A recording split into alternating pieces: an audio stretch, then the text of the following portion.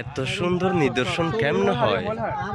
Seriously যথেষ্ট সুন্দর, অনেক দূরে চোখ যাচ্ছে। এটা মনে হচ্ছে যে ক্যামেরাতে আসলে অত বেশি ফোকাস করা যাচ্ছে না। এত সুন্দর ভিউ, আমি একটু ব্যাক ক্যামেরা দিয়ে দেখাই।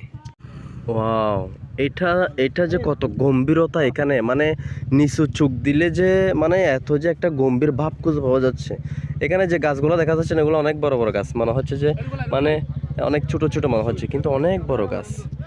এটা পথটা হচ্ছে যে ওই আলীকদম থেকে থানসি যাওয়ার পথে আমরা পাহাড়ের চূড়া দিয়ে বেয়ে বেয়ে যাচ্ছি। অস্থির অস্থির মারাত্মক নিদর্শন, সিরিয়াসলি।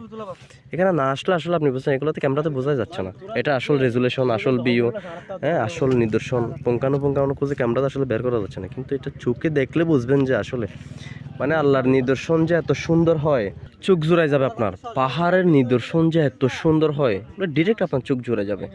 আমরা এই পাহাড়ের চূড়াগুলো দিয়ে বেয়ে বেয়ে বেয়ে বেয়ে এখন থানসি যাবো ইনশাআল্লাহ। আল্লাহ আমাদের যাত্রা কবুল করুক এবং সহি সালামত আমাদের পৌঁছার তৌফিক দান করুক, আমিন।